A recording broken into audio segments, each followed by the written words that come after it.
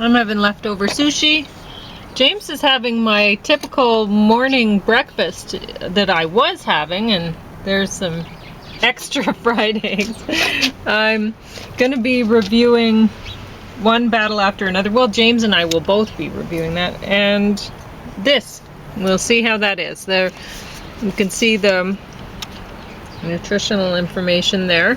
So this is a drink that if you're on the go and say you're working for I don't know, a school or something like that, and you're having to be at work for 8 hours, well, boy, that's bright sun, then you can always take something like this with you. What's it called? Muscle milk. Muscle protein. milk. Yeah. And so this, because it says carbohydrates 7 grams, but then fiber 4 grams, so you subtract that. So this is just, I'm just getting a net carb 3 grams for 25 grams of protein. So that's pretty good. And not a lot of saturated fat, 5% of my daily value. That's pretty low. So that's a pretty good product. From the look of things, we'll see. From the look. Now, is this the first time you've tasted it? Yes, Oh, it is. Okay, so folks, we'll get see. ready. Like, I got this on clearance from Shoppers, because that's how I shop. Well, I shop other places too. Lots of places, but I get a lot of we good try deals. to And spread the wealth around. oh, you want me to pour your soup out first? No, really. I Okay. was just waiting for these eggs, because you said they were hard fried or something like that. Yeah. Did you mention what type of eggs they are? Because, Quail. Yeah, just in case That's someone's what I was- tuning in. We've been eating Yeah. a lot of quail Well, eggs. a lot of quail But just in eggs. case they're tuning in, you Yeah. know, it's not as though we got hugely small chickens or something No. like that, you know, in the backyard. No. So, anyway. Yeah, they look kind of funny. This is the first But time it I've makes me seen them want fried to up. have quails because they're so cute, their little eggs. But anyway, so I'm not going to have, I'll taste a little bit straight from the thing, but I don't think I'll have this whole thing right now because I am going to have these sushi, and I don't want to, why have more protein than I need? Oh my God, that's sweet. Way too sweet for Polly. Maybe made for James. Made for James, yeah. So I'm mixing this, I guess that's about half of a container, into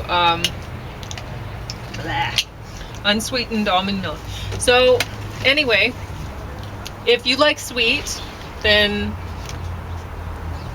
would you like to try a little bit and see if you like it? Okay, folks, get ready. Yeah. Then you'll love that. But I don't like sweet that much, so. Says, I don't think of sweet usually mixing with eggs. Now it's good. Okay. That's good. Anyway, my taste buds might be a little bit off because I don't like mixing certain things with eggs. And I never think of mixing sweet with eggs. The closest would be something like orange juice, you know. Yeah. I like bread and butter with eggs.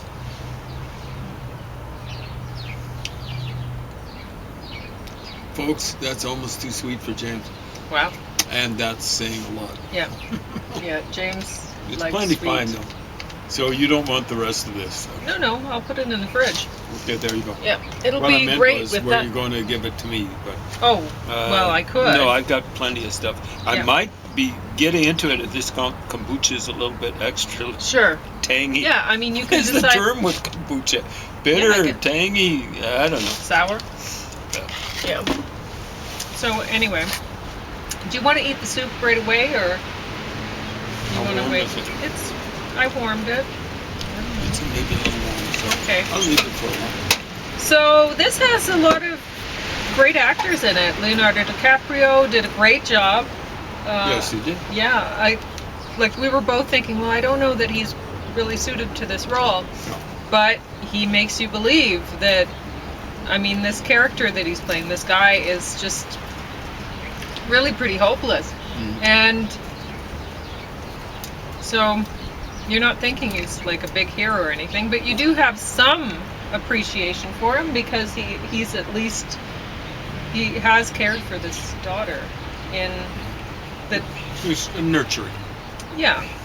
And it's In his really way. not. I think he recognizes it's not his daughter, right? Or is that? Oh, up in the air? spoiler alert.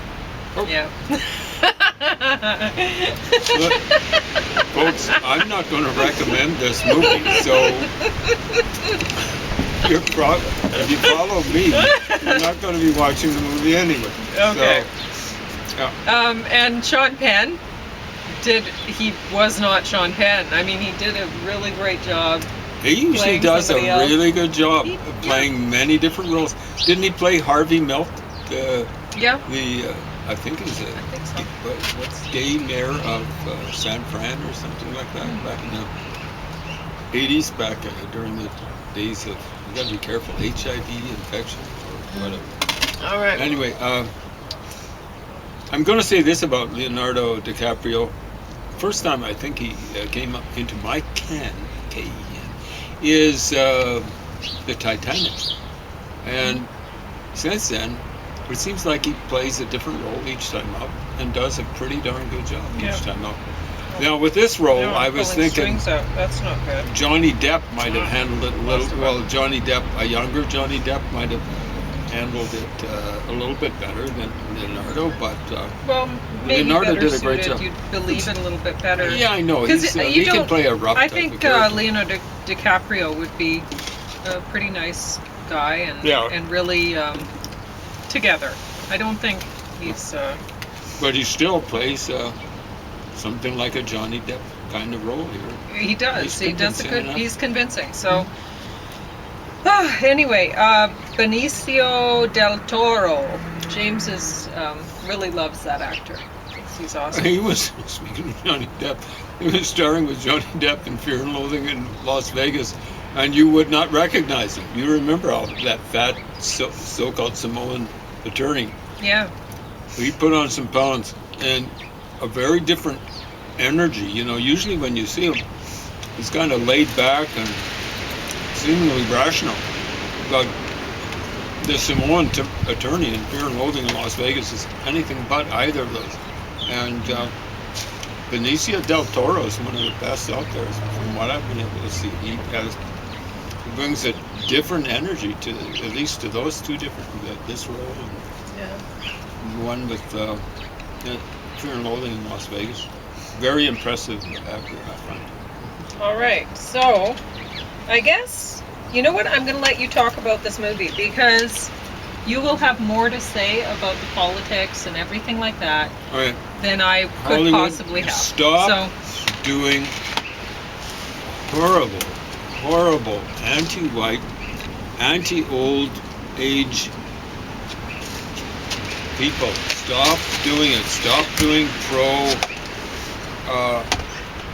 unlimited immigration crap. All you're doing, I mean, there is worse, like what's happening now in Minnesota with people, well, basically committing, as far as I'm concerned, felonies, getting in the way of cops and other federal officials and stuff like that, doing the job that they're legally required to do. You're not allowed to do that. You're allowed to do passive resistance. But when it comes to putting cars in the way of them doing their duty, playing chicken with them maybe, I don't know what all stupid stuff is happening. All you're doing is you're playing right into Donald Trump's hands.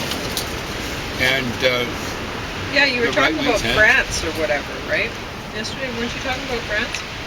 And in the And context of, how they would hire people to blow up buildings or something? well, they actually showed this. They showed the cops. I think it were cops.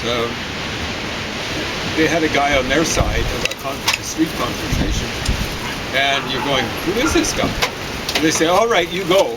They're sending him over to the other side, sneaking him over, and he's a provocateur, agent provocateur. Speaking of the French, that's French for a provoking agent.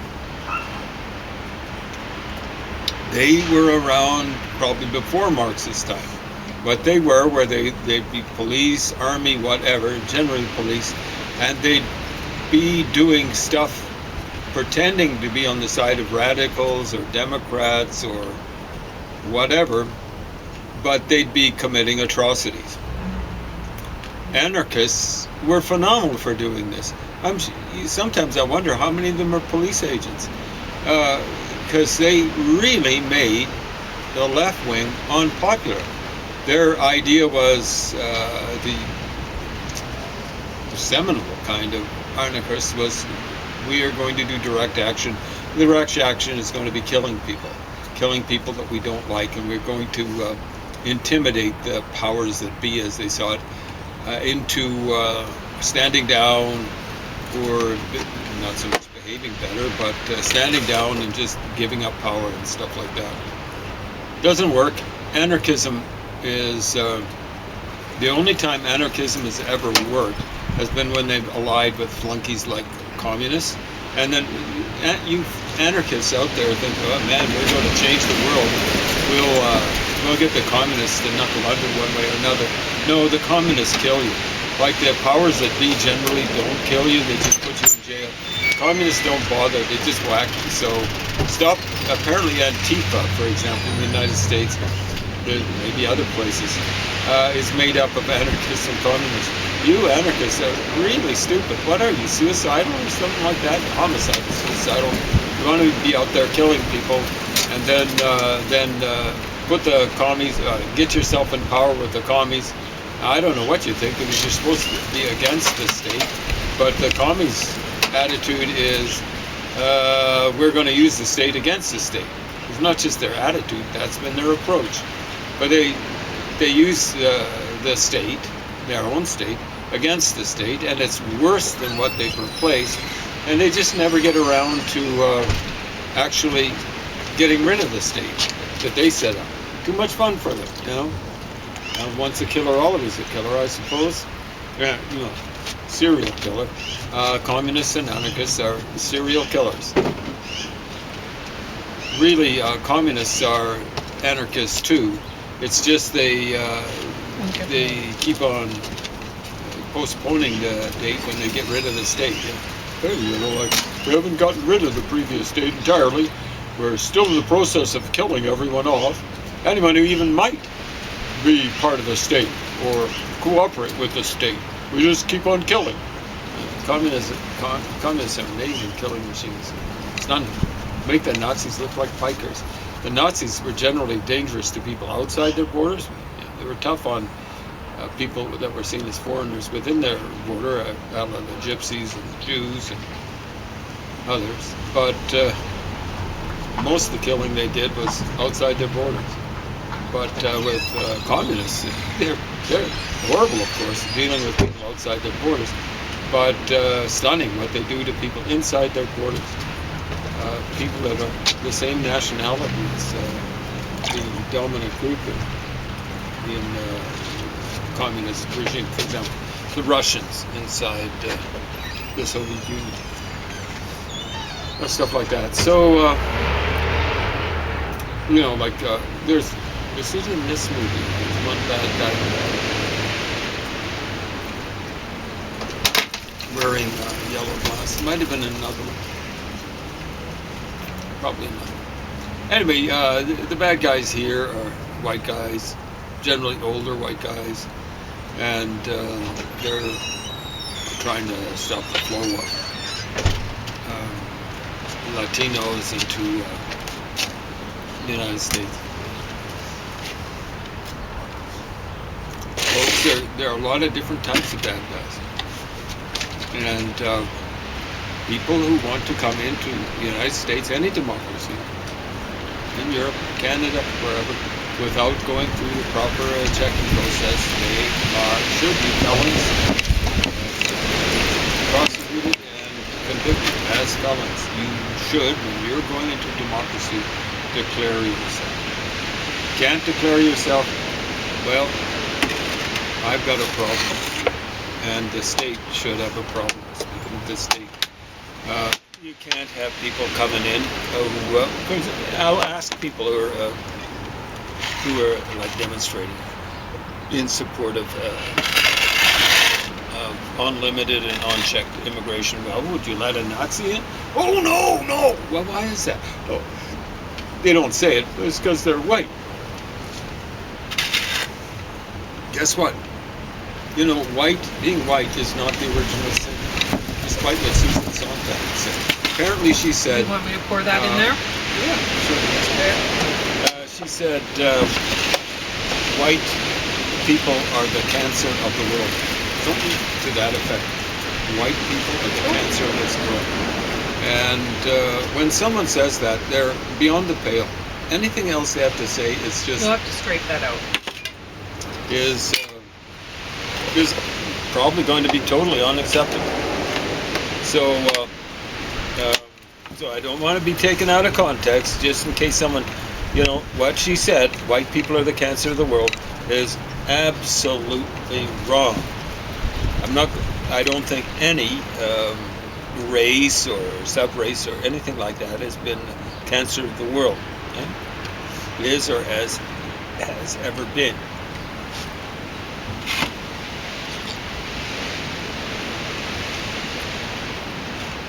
So Hollywood, stop stirring up playing identity politics, stirring up hatred between the races.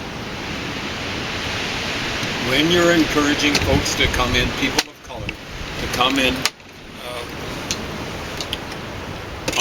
unannounced and unvetted into a democracy, you are an enemy of democracy. It's that simple. Most of the places where people are coming from the majority of people do not believe in anything like democracy. So don't go around pretending that it's going to improve our democracy, just letting people in willy-nilly, for example, from the Middle East, from Syria, for example.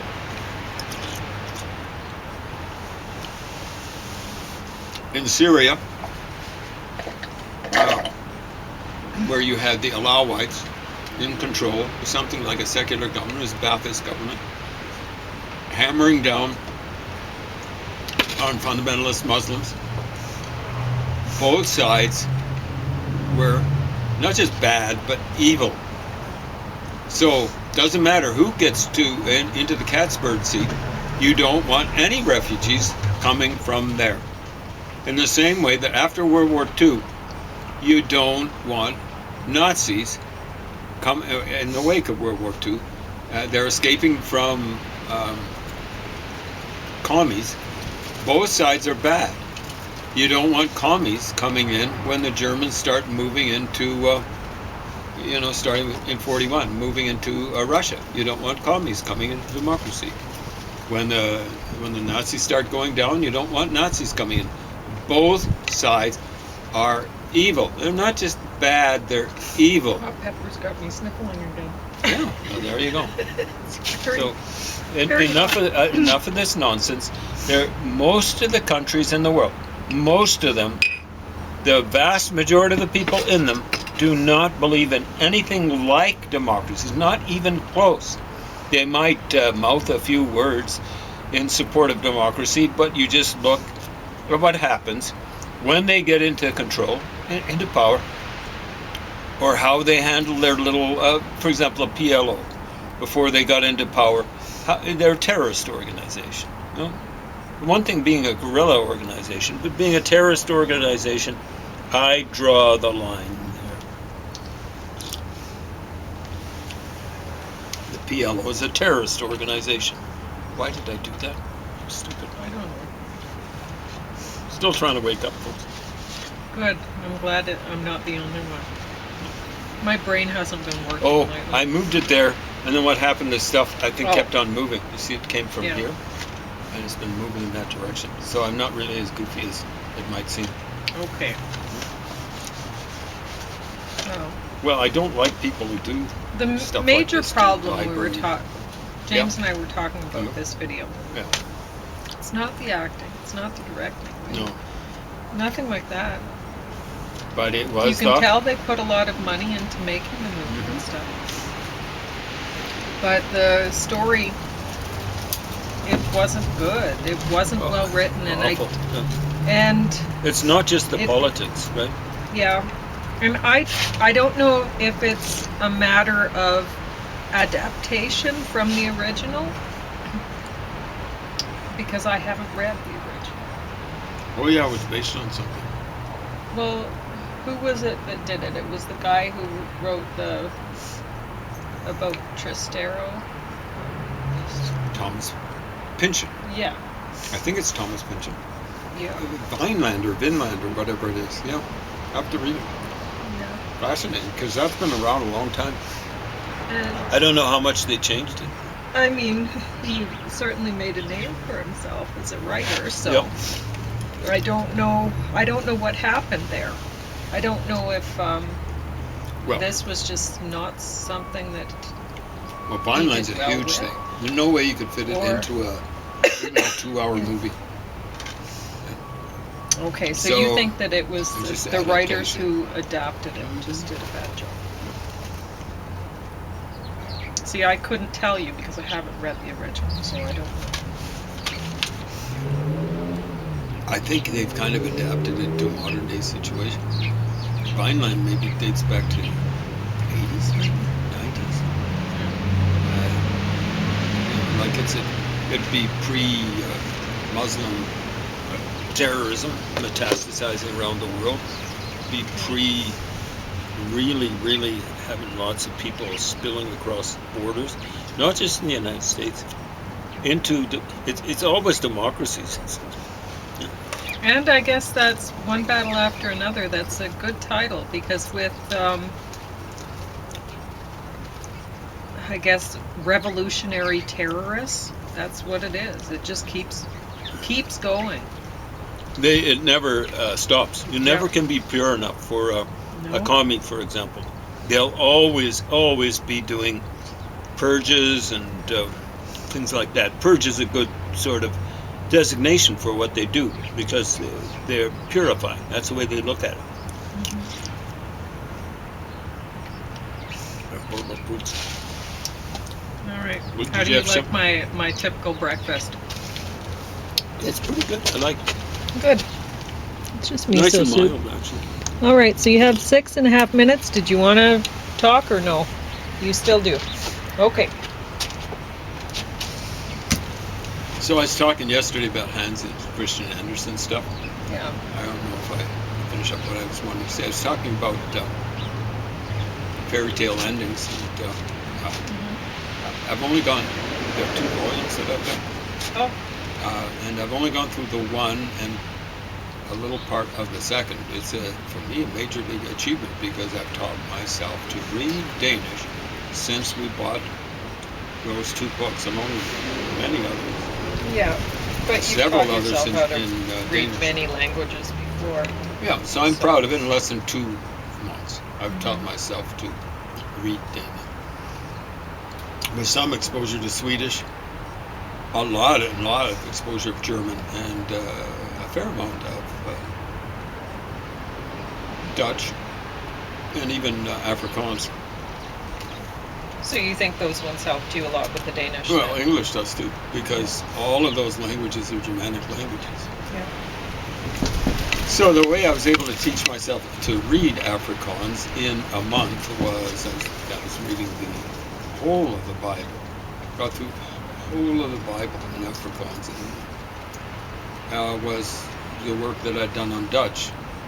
How, I wasn't taking a course, didn't have a grammar or a dictionary Afrikaans. With Dutch, again, no grammar, no course, no dictionary. I did that with my knowledge of German and English as well, but more German. I'm going to put that away. You're not going to eat it. Where? The sushi and stuff.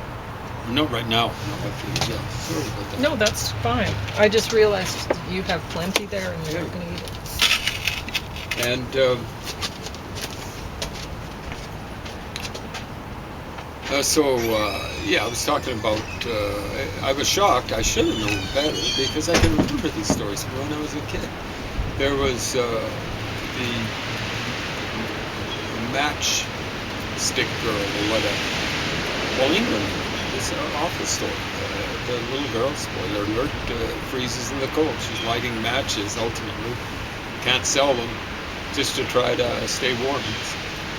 It's a cold winter's day.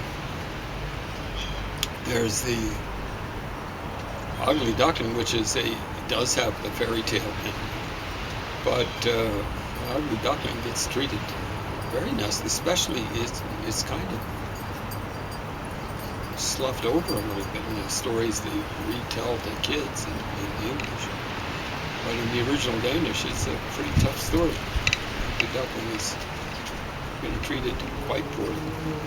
But then there's one of the ones I remember very well from when I was a kid, the little tin soldier who has only one leg. You know, when they were casting this set of, I think it's in a box, a set of tin soldiers, they didn't have enough metal, so to make the last soldier, so he was cast without a leg. And he kind of falls in love with a little ballerina. This is obviously a set for a kid or kids, and she's made out of paper. Ends up, he gets thrown in the fire by some little bad little boy, careless little boy. And I think it's Dring boy in Danish. And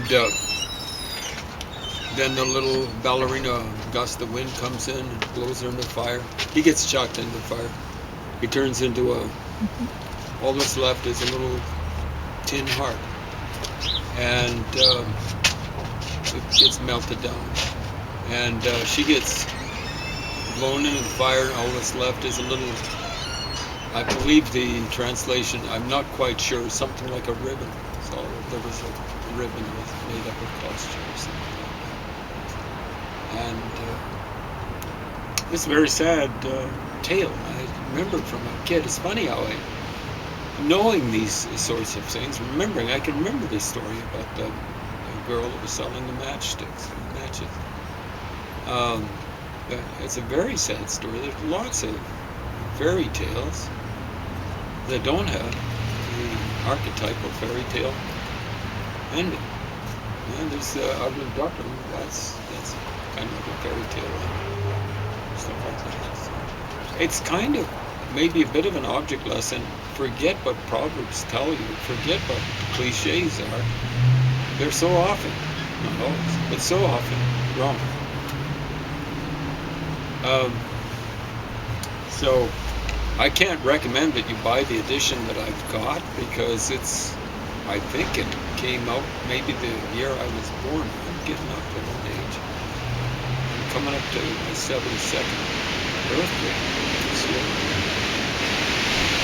And of course I don't know how you get the edition of Danish